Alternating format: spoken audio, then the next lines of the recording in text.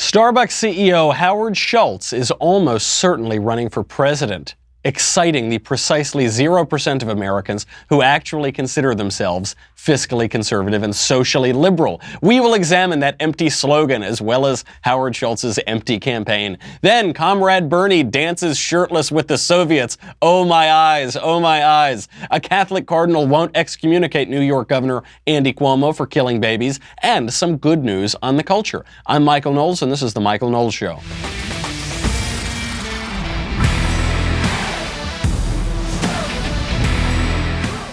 There's a story I'm going to try to get to later on today about how your iPhone is spying on you. Not just spying on you, it actually, you can spy on other people using your iPhone. You can force them to answer a call, even if they don't know that they've answered it. You can hear what they're saying.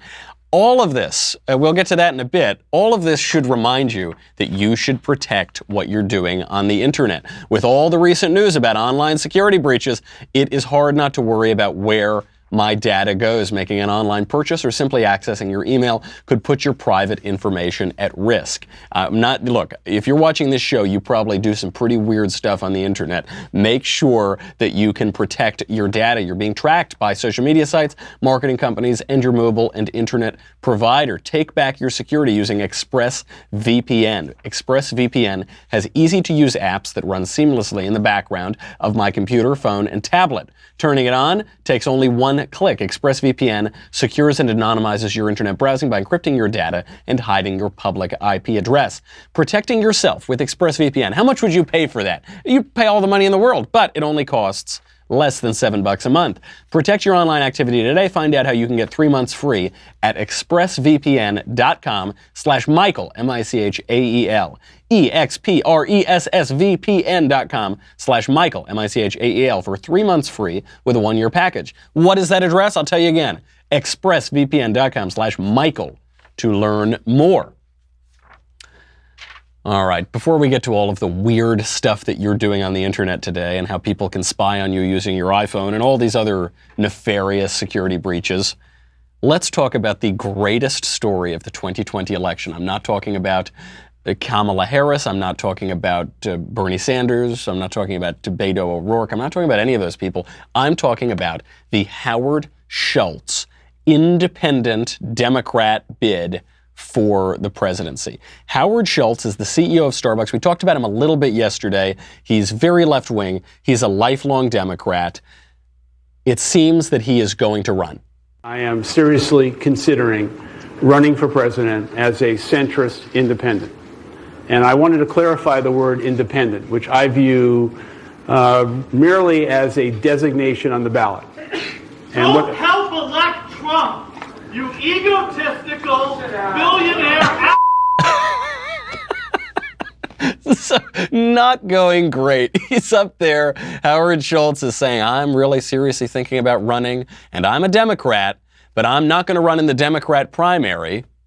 Why? Because he couldn't possibly win the Democrat primary. So I'm thinking about running on a third party as an independent. And then you just hear this obvious Democrat voter in the audience. Don't throw the election to Trump, you egotistical billionaire jerk. He says a different word.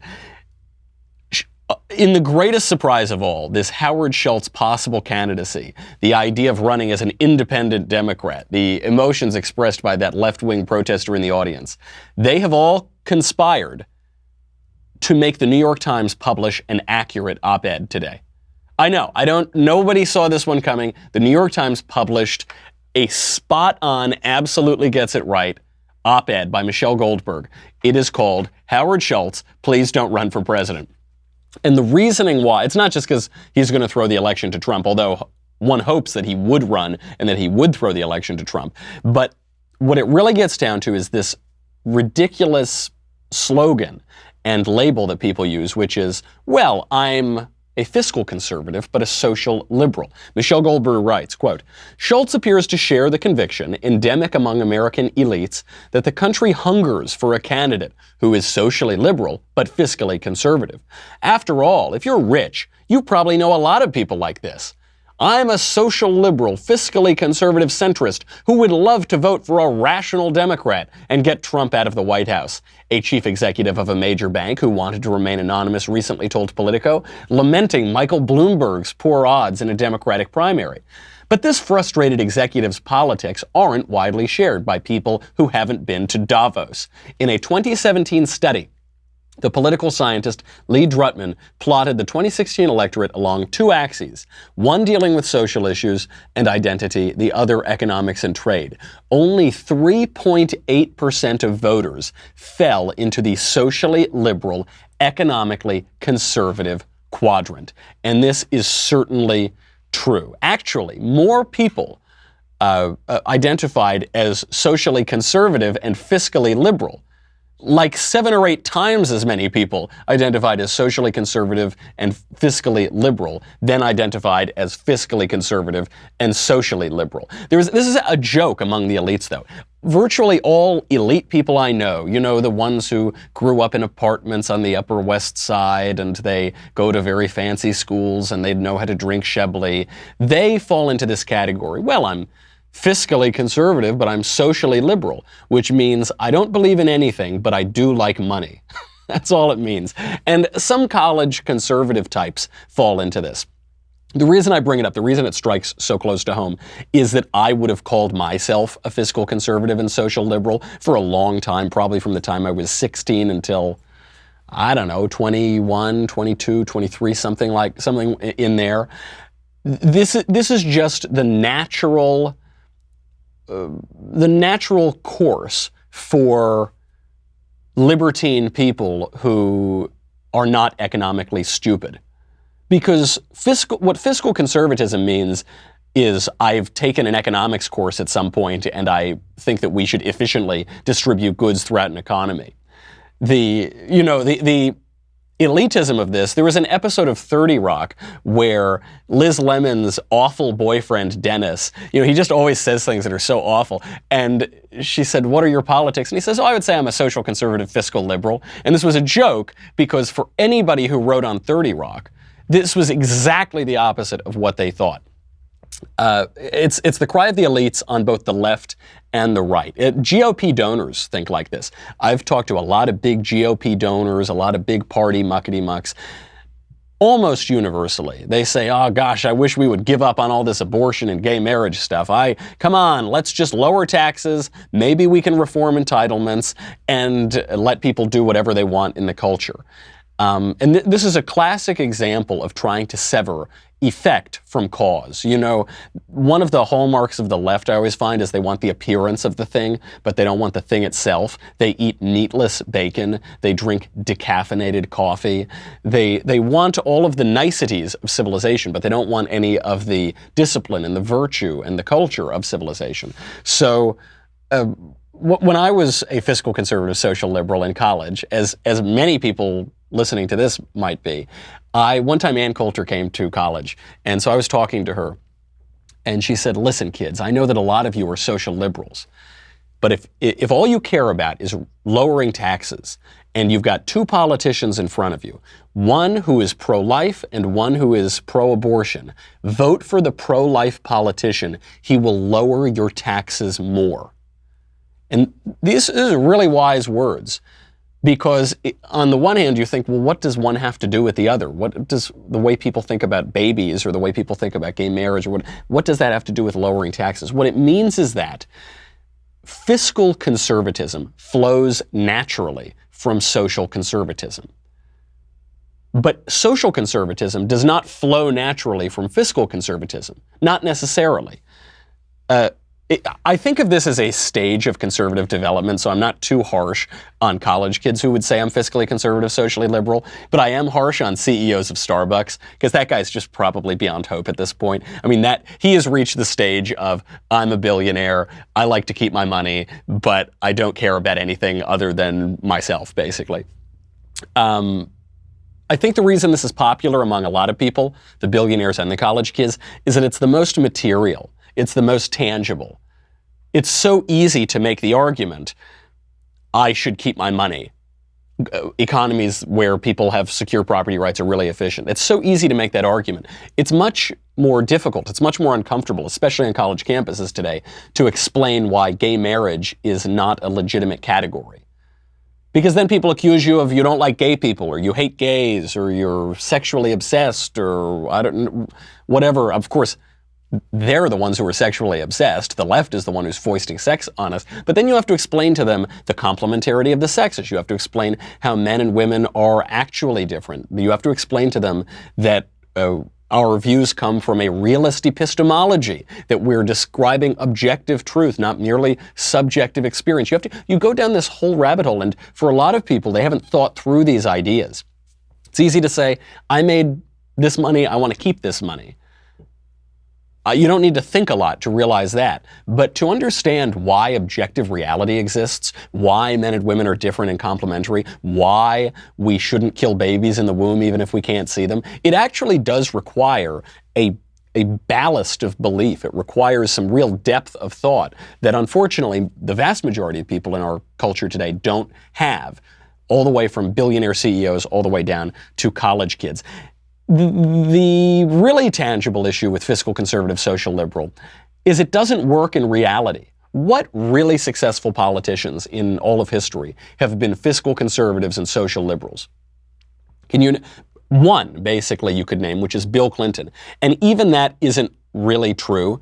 Bill Clinton was a big government left-winger until he lost his midterm elections in 1994, and then he moderated because he doesn't really believe anything and he just wants to be popular. But 94 to 2000, you get the Bill Clinton fiscal conservative social liberalism, right? He reformed welfare, he lowered taxes. Okay, great. Other than him, and I don't know that anybody wants to replicate Bill Clinton. I don't think when people are thinking, gosh, I want to go into public service, I want to be a world historical figure, I want to really mold the world for the good, I can't wait to be like Bill Clinton. Nobody says that. But who else falls into that category? I can't think of any. I just think of the pipe dreams of billionaires who are sitting, drinking their brandy in their studies on the Upper East Side, saying, oh goodness, if we would just get rid of all this little riff-raff abortion business, then we'd finally win elections. What are we talking about? Republicans do a great job of winning elections when we appeal to the culture. Explicitly when we appeal to the culture. Culture is all that matters. Everything else is bean counting. You raise tax rates a little, you lower tax rates a little, okay. It all comes from the culture. If you find yourself in the position where you're a fiscal conservative and a social liberal, ask yourself, why are you a fiscal conservative? Are you a fiscal conservative because you like money? We all like money, but, and money is not the root of all evil, but the love of money is the root of all evil. I hope you're not obsessed with money. So we like money. Okay, is it because you think it's efficient economics? This is a better argument. You say, look, economies work better, society works better when people get to keep more of their money. Then they can invest it in businesses. Those businesses can invest in both capital and labor. They can hire people. People are working. They're being productive. They've got incentives because people are driven, at least in part by self-interest, and you can align incentives and everybody's happy. Okay, good. That's pretty good. But even that is not sufficient. That's a sort of utilitarian view of the world that we get from Jeremy Bentham, we get from John Stuart Mill, but it doesn't really encapsulate the whole of the world. I mean, those two guys, Bentham and Mill, were so opposed to the father of modern conservative thought, Edmund Burke, so opposed to the people that we draw our conservative thought from, who were in a real sense romantic. They don't just like efficient economics. They don't like little tabulations and saying, oh, we can increase GDP X% if we just let people keep this much more of their money. They like the diversity of the world. They like the variety. They are drawn by veneration. They're drawn by awe, by wonder, by tradition, by prescription, by all of these wonderful things that we have that you can't put down on tablets. One of the great quotes from Reflections on the Revolution in France, he says, the age of chivalry is gone. That of sophisters, economists, and calculators has succeeded, and the glory of Europe is extinguished forever. And I think those people who say, I'm a fiscal conservative social liberal because it's really efficient in an economic sense, They are the age of sophisters, economists, and calculators. Who cares how the economy is going if you don't have the glories of our society, the glories of civilization? Now, one other reason, which is the correct reason to be a fiscal conservative, is because fiscal conservatism comes naturally from your thoughts on politics and the culture and religion, ultimately religion. Let's not forget, I know these days some Catholic people like to talk about how great socialism is. The Catholic Church has condemned socialism multiple times in multiple papal encyclicals.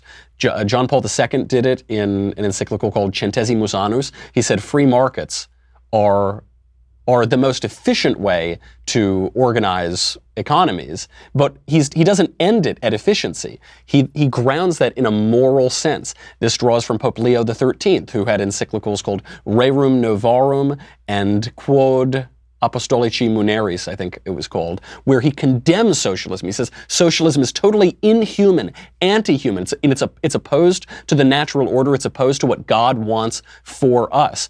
Our ideas about free markets, about free economies, which is now where we have modern capitalism, that comes from the 16th century church. That comes from the School of Salamanca. That comes from the natural law. Our ideas of natural rights, we should have security of our property, that comes from the natural law, and the natural law comes from considering the natural lawgiver, the author of all of nature. It is perfectly natural to get that fiscal conservatism out of what we would now call social conservatism, tradition, our sense of the culture, our sense of religion. It makes a lot of sense. But if you try to flip it, you don't make any sense at all. We've been talking a lot on the show recently about how the left always inverts the culture. They always get things exactly backwards. They think that strength is weakness. They think that injustice is justice, and they call it social justice. They get things exactly backwards. This is an example of that. And it's a product of a culture that is dominated by the left. It would be such an instructive candidacy if Howard Schultz would run. It would be so good. First of all, it would fill up my tumbler right up to the brim. It would probably throw Trump the election. So come on, baby. Come on, Howard, do it. Do it, buddy. But what it would do is also expose the absurd lie to both the left and the right of fiscal conservatism, social liberalism. And it would cause us to stop just arguing around the margins, arguing over, oh, this tax rate or this tax rate. It would actually get us to talk about the culture, which is what all of our discussions really are. It's a frequently cited political truism, which has been variously attributed to a lot of different authors, that all political battles are really theological battles.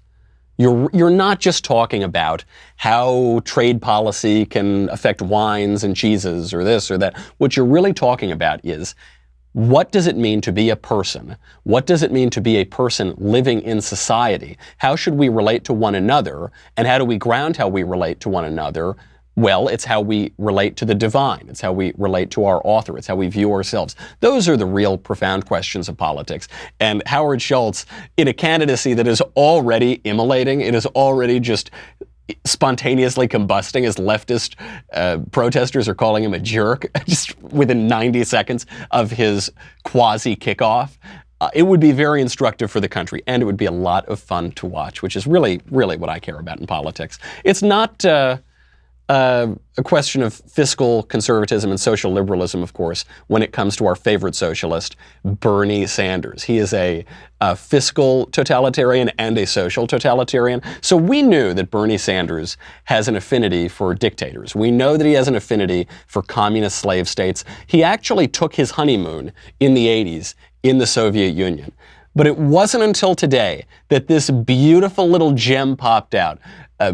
Bernie Sanders traveling to the Soviet Union in June of 1988, shirtless, drinking, singing "This Land Is Your Land," a song by an American communist named Woody Guthrie. Bernie, take it away. Ladies and gentlemen, we have a tradition. When people sit at the same table at the party, and one side of the table starts singing a song. For those of you who can't see, there is Bernie looking just like Bernie talking to some Russian accented woman. He's got the horn-rimmed glasses. He's got his crazy looking hair, completely shirtless, slumped over because he has bad posture.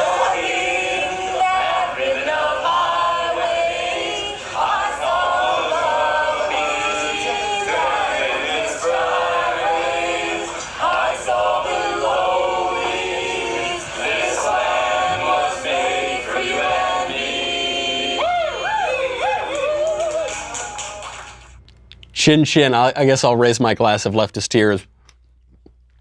I would like this video to put to rest forever the left's ridiculous hypocrisy on Trump colluding with Russia. The American left has colluded with Russia beginning in 1917 all the way up to the present. The American left has colluded, and not just with the modern Russians, who are relatively sort of nice guys compared to the old Russians, who were Soviet, slave state, dictator, totalitarian, murderers, thugs, the worst people on the face of the earth. Bernie Sanders chooses to have his honeymoon there, to sing, to drink, to be shirtless for some reason, don't know what they're doing, don't really want to know what they're doing. How absurd to say they're now colluding with the Russians. Barack Obama, just a few years ago, was sitting next to the head of Russia, Medvedev, the fake head of Russia, because Putin was really the head of Russia. And he said, let them know I'll have more flexibility after my next election. And then you hear Medvedev lean in, he says, "Da, I will transmit this information to Vladimir, da, and then I want to suck your blood." He actually colluded on a hot mic with the Russians. Bernie Sanders here. So you say, okay, if colluding with the Russians is so bad, how come the left did it for 100 years? If colluding with the Russians is so bad, how come Bernie Sanders had his honeymoon there? Of course, it's crazy. Now, the other thing this tape reminds me of is that Bernie Sanders is this lovable old coot, isn't he? Oh, he's so lovable. He's got that crazy hair and that silly Queen's accent, and he's got his glasses, and oh, he's so lovable and old. And then you think about this. And then you see that video. You know, Alexandria Ocasio-Cortez, another socialist, proud socialist. Oh, she's young and pretty and bubbly. Oh, okay, isn't that, well, And then you think about this. Because after all the funny, bubbly, crazy hair, Bernie, what they are doing is supporting wicked ideas, and not just wicked ideas, but the embodiment of those wicked ideas in wicked regimes. Here is Bernie Sanders partying with Soviets in the 1980s. Partying, loves it, can't get enough of it. One of the worst nations, one of the worst states ever to exist on the face of the earth. As a matter of the scale of human misery, the Soviet Union under Stalin was worse than Nazi Germany, just as a matter of scale. There might be a difference in wickedness, which gives Hitler the edge over Stalin, but really you're talking about arsenic and cyanide. This is a wicked, wicked slave regime. And that's what they support. That's what they support. The entire American left supported the regime in Venezuela that turned it into an awful, starving slave state where people are eating rats in the streets. The American left, Sean Penn, cheered it on. The American left loved Hugo Chavez, socialist Venezuela. And what it's led to is unspeakable misery down there. It's very confusing. It's really hard because what we see on TV is cute old Bernie Sanders, cute little Alexandria Ocasio-Cortez. Oh, it can't be that bad. You got to watch these videos. I mean, this is where President Trump really has a sense of politics, and it's where the culture is so much more important than little accounting books for the fiscal conservatives, which is the culture dominates. What you see is what affects you. When I see Bernie Sanders crazy on a stage, what do I really care? When I see him cheering and dancing half naked for some reason, along with Soviets in the 80s, that really puts it into perspective. And this is how Hollywood always manipulates our politics, is on any issue, whenever it's their issue, it's the sunniest, rosiest, most wonderful. They can make abortion look glamorous. And they do make abortion look glamorous. But what about the conservatives? Did you see the movie Vice? Vice, which just lied, it patently lied. Just one example in the movie Vice about Dick Cheney. They have an entire scene where Dick Cheney orders his Chief of Staff Scooter Libby to leak the identity of Valerie Plame. We know that didn't happen. We know that didn't happen because of an investigation which showed that the leak came from the State Department, not from the office of the Vice President. Doesn't matter. They lie. They turn... Cheney starts soliloquizing like a Shakespearean villain. They're just these awful, contorted, terrible... And that's what you see and that's what you think of. I mean, that's what you believe. Also, just a little side note. Where did they get this video? How did Hillary Clinton not have this video of Bernie in 2016? Maybe they thought it would have helped Bernie among the Democrat electorate. But this video was leaked by the head of the Draft Beto campaign, which almost certainly, I've been around a lot of draft candidate campaigns. Very often they're being encouraged by the candidates. And so I'm sure Beto is basically working with these guys. And so the Beto team dug up this video of Bernie Sanders from the 80s. Where was Hillary Clinton on this in 2016? Just another example of a terribly run presidential campaign. And it's not just Bernie, by the way. It's not just Bernie and AOC. Kamala Harris, too, is embracing socialism. And this should send up a warning sign for everybody, because Kamala Harris is the calculating politician. There was a story that came out yesterday. A San Francisco mayor said that he dated her, and she willingly dated this guy who was 20 or 30 years older just to advance her career. She's the cold calculator. She's the Hillary 4.0. I guess she couldn't be Hillary 2.0. And she is trending towards socialism. This is going to dominate the Democrat primary. We'll see what she has to say. Then we'll get to whether or not we should excommunicate the governor of New York over abortion. And then there actually is some good news about the culture. But first, if you are on dailywire.com, thank you. You keep the lights on. You keep Covfefe in my cup. If you are on Facebook or YouTube, go to Daily Wire. It's $10 a month, $100 for an annual membership. You get me. You get the Andrew Klavan Show. You get the Ben Shapiro Show. You get to ask questions in the mailbag. You get to ask questions backstage, which we're doing a lot now. You get to see Another Kingdom. You get the Matt Walsh Show. You get everything. $10 a month, $100 for an annual membership. None of those things matter. This is what matters. The Leftist Tears Tumblr. It's going to be a long 2020 campaign. You're going to see a lot of videos of shirtless Bernie Sanders. I don't know specifically if you're going to see that. You're going to see a lot of similar videos. You're going to see videos along that line. You are going to need your Tumblr. Otherwise, you will drown. Go to dailywire.com. We'll be right back with a lot more.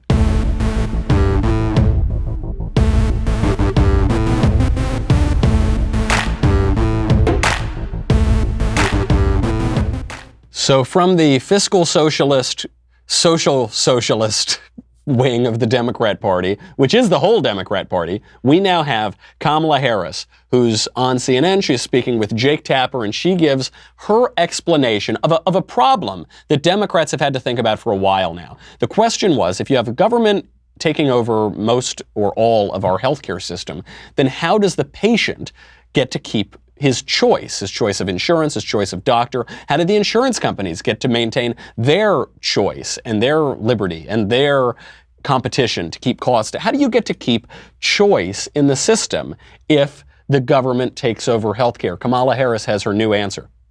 Just to follow up on that, and correct me if I'm wrong, to reiterate, you support the Medicare for All bill, I think initially co-sponsored by Senator Bernie Sanders. You're also a co-sponsor on it. I believe it will totally eliminate private insurance. So for people out there who like their insurance, they don't get to keep it? Well, listen, the idea is that everyone gets access to medical care. And you don't have to go through the process of going through an insurance company, having them give you approval, going through the paperwork, all of the delay that may require. Who of us has not had that situation where you got to wait for approval and the doctor says, well, I don't know if your insurance company is going to cover this? Let's eliminate all of that. Let's move on. Let's eliminate all that. Let's move on. Look, let's eliminate the greatest healthcare regime in the history of the world that basically single-handedly provides healthcare innovation to the entire world. The place that everybody goes when they want medical care. Let's eliminate it. You know, like, what did that ever do for us other than be the greatest achievement of healthcare science ever? Other than that, come on, move on. This is the sign of the radical and the sign of the reformer is they will bulldoze centuries of work on a whim. They don't care. They have no respect for anything. They are utterly filled with pride.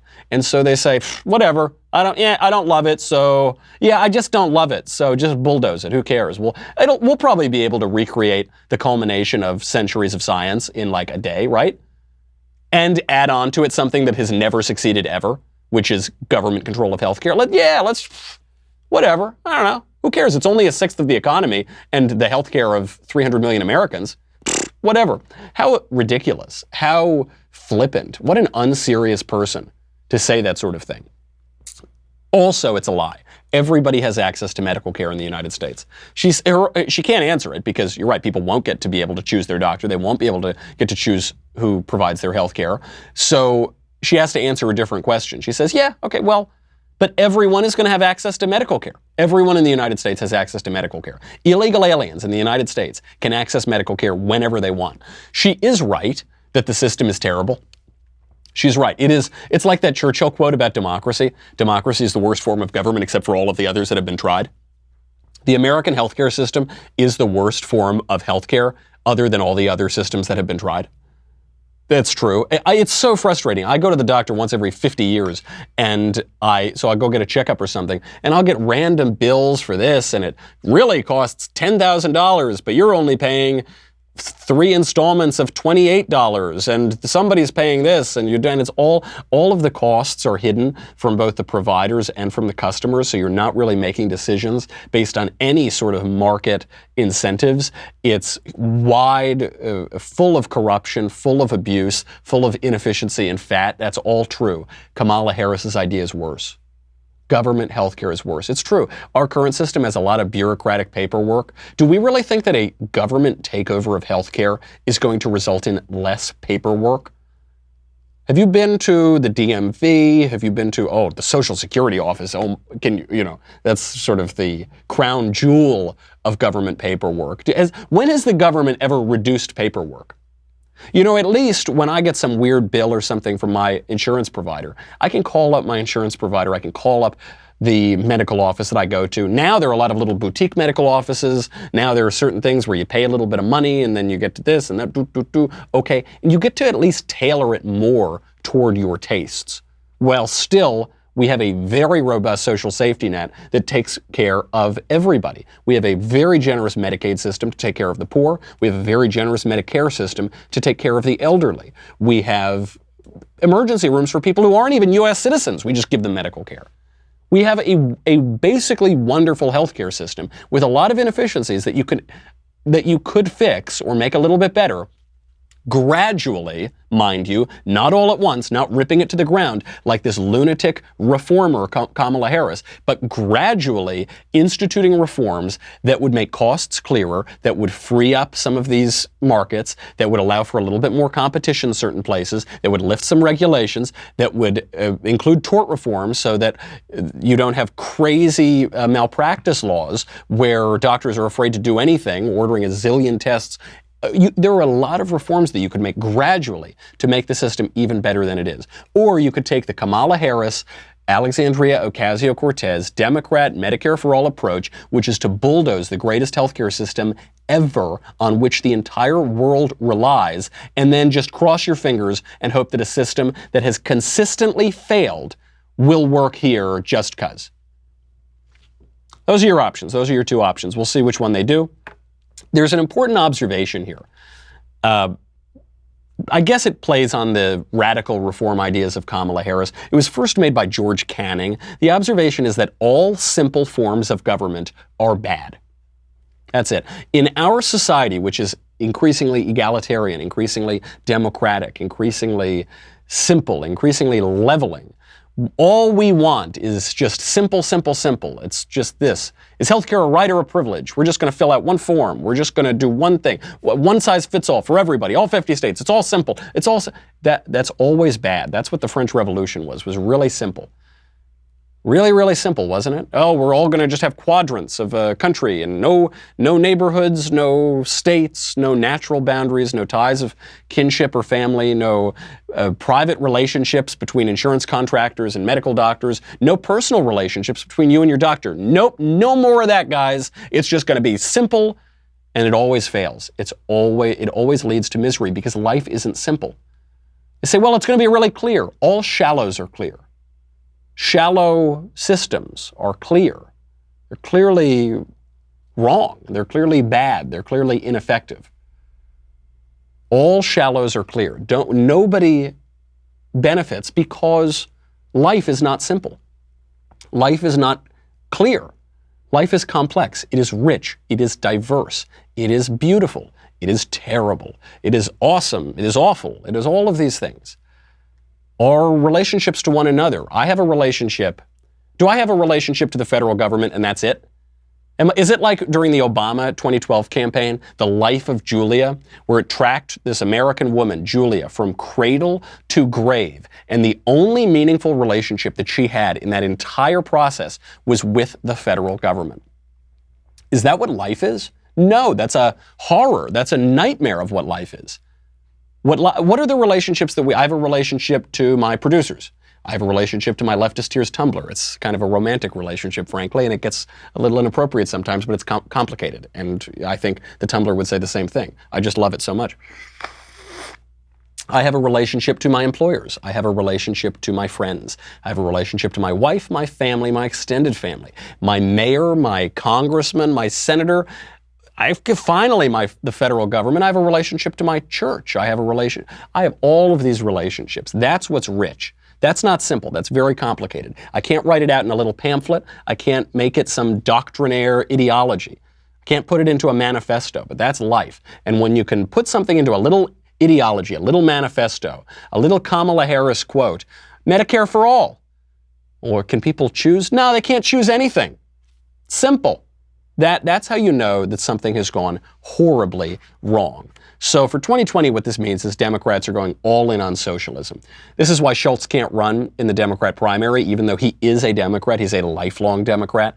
He just would never get elected. He is not a socialist. He thinks that he actually came out and said it, that Kamala Harris's Medicare for All idea is un-American. And it is. It's un-American and anti-American. But Kamala Harris is the future of the Democrat Party. Maybe she's not. She might get wiped out in the primaries. But her ideas are, her approach is, she's a weather vane. She's a calculating politician. When she sees that things are moving in the Bernie direction, they're not moving in the Bill Clinton direction, she's going to go that way, and you're going to see that everybody is going to follow her. It's a total extremism. And you see the extremism not just on the fiscal front or on things that emanate from that, not just on healthcare. You see it on social issues as well. You see it on life. You see it in New York. We talked about that crazy abortion law in New York. Andrew Cuomo, the governor there, signed this law a week or two ago, which now makes it legal to kill an unborn baby up to 1 minute before it's born. If the baby is due to be born at 12:03, at 12:02, you can go in and rip that baby apart. That's perfectly legal now in New York. Actually, it goes even further. That law reforms the penal code. So it now, in the old days in New York, if a murderer goes up and kills a pregnant woman, a woman who's more than 24 weeks pregnant, that guy would be charged with double homicide. Naturally so. I mean, this was always an issue that pro-lifers would bring up. We'd say, wait a second. So if a murderer goes and kills an unborn baby, that's murder. But if a mother kills an unborn baby, that's a choice, and that's not murder at all. That doesn't make a lot of sense. Unfortunately, we were hoping that they would resolve that contradiction in the favor of life. Unfortunately, Andrew Cuomo and the Democrats are resolving it in the favor of death. They've now removed a protection for an unborn baby. Now, up 1 minute before birth, you can kill that baby. A murderer can kill that baby. Won't be charged with killing it. Obviously, Andrew Cuomo is nominally a Catholic. Sometimes he pretends to be a Catholic. And so this has raised some questions. Should the Catholic Church excommunicate Andrew Cuomo? He has now enabled babies to be killed 1 minute before they're born. This would seem worthy of excommunication. Here's a bishop of Albany, discussing it on Fox and Friends. Bishop of Albany, the most Reverend Edward Scharfenberger joins us now. Reverend, so first of all, let's get your reaction to this new bill. Well, as you just said very well, it was a celebration of abortion, which to me is a celebration of death. It's a dehumanization of a whole class of human beings in our society. the child in the womb, who clearly is a human subject from the moment of conception. All the science proves that. So even though it has been advertised as a bill that brings more equality to women, it excludes a certain class of women, the unborn. Half of all abortions are females. So I do not see it something that I would celebrate. As a matter of fact, it extends, actually it takes away protections that previously we had. So Bishop Scharfenberger, being very diplomatic here, said, well, you know, it allows you to slaughter babies wholesale, so it's not something that I would celebrate. That's a very measured way to put it, but he's right. He's right on that point. And he was asked if Andrew Cuomo should be excommunicated, and he says, well, basically, he says that he's excommunicated himself, that Cuomo probably is not in a place where he can receive the communion. Just for those of you who don't know, those who aren't Catholic, or frankly, those who are Catholic and don't know, to be excommunicated means that you are not in communion with the church, and very practically, it means you can't receive the communion. You can't receive the Eucharist, the host, because you are not in communion. So if you've got mortal sins on your soul that you haven't confessed, you are not supposed to take the Eucharist. You are not in communion. What the bishop is saying is Cuomo probably is in that place right now. Unfortunately, the cardinal in New York, Cardinal Dolan, is refusing to excommunicate Andrew Cuomo. There are other bishops here. Bishop Richard Stika of Knoxville, Tennessee, and Bishop Joseph Strickland of Tyler, Texas, called for Andrew Cuomo to be excommunicated, but Cardinal Dolan, a very powerful cardinal, and the Cardinal of New York, doesn't want to. He says it's not appropriate by canon law. He says that excommunication shouldn't be used as a weapon out of anger and frustration, and that it would be used as ammo by abortion activists. That doesn't really hold water to me. I mean, I defer to greater experts on canon law, but we're not using excommunication as a weapon. I mean, in a sense, it is a weapon. It is recourse by the church to correct its flock who are erring gravely. And what is a more grave error than allowing countless babies to be slaughtered a minute before they're born? If that's not a grave error, what is? If that's not worthy of the weapon, so-called, of excommunication, then what is? It's not out of anger and frustration. It's out of care for these babies that are about to be slaughtered. And then to say it would be used as ammo by pro-abortion activists, who cares? Who cares what they think? I don't answer to them.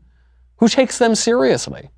It would be used as ammo. They've got plenty of ammo. They use ammo all the time. They're constantly attacking conservatives, Catholics, Christians broadly. Who cares? Why would you cater to them and say, well, I don't want to give them an excuse to not like the church? They don't like you.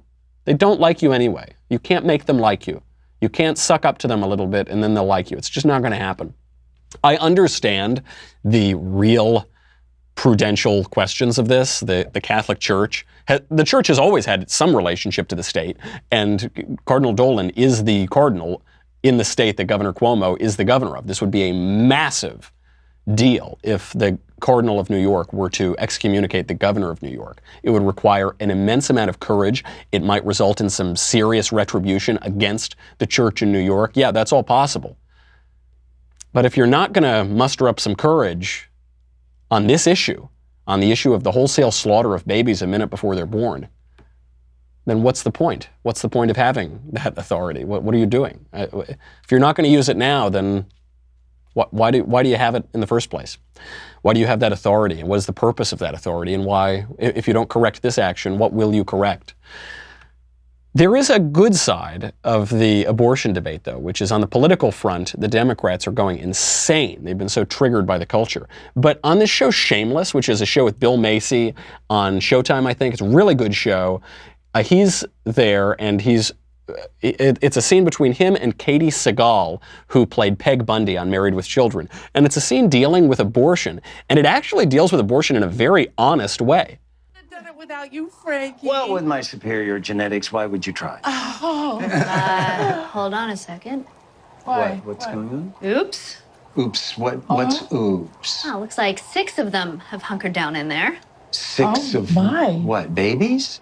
Embryos. I don't usually place all the fertilized embryos in at once, but at your advanced age, most women's uteruses aren't as accommodating, we're going to have to terminate a few of them.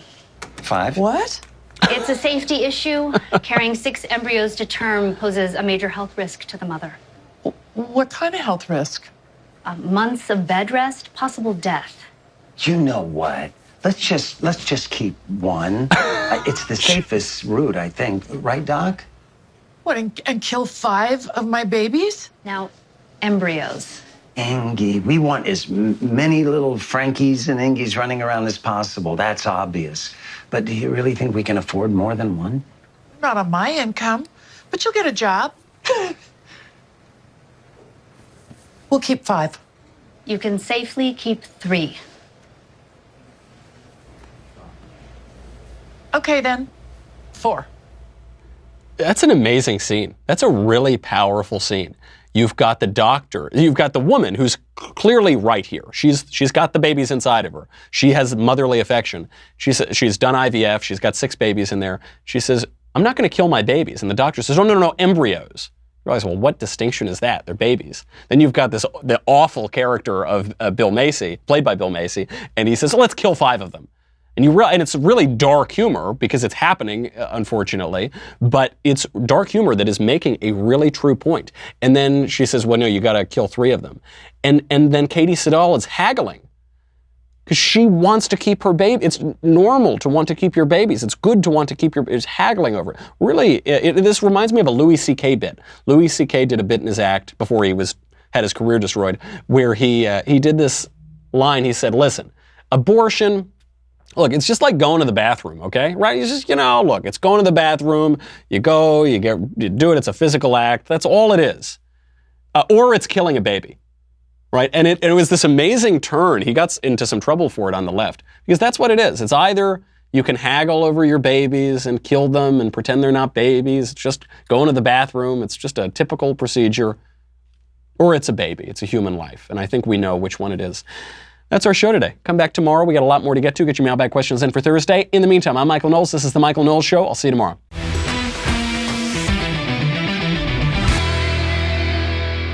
The Michael Knowles Show is produced by Robert Sterling. Executive producer, Jeremy Boring. Senior producer, Jonathan Hay. Our supervising producer is Mathis Glover. And our technical producer is Austin Stevens. Edited by Danny D'Amico. Audio is mixed by Dylan Case. Production assistant, Nick Sheehan. Hair and makeup is by Jesua Olvera. The Michael Knowles Show is a Daily Wire production. Copyright Daily Wire 2019.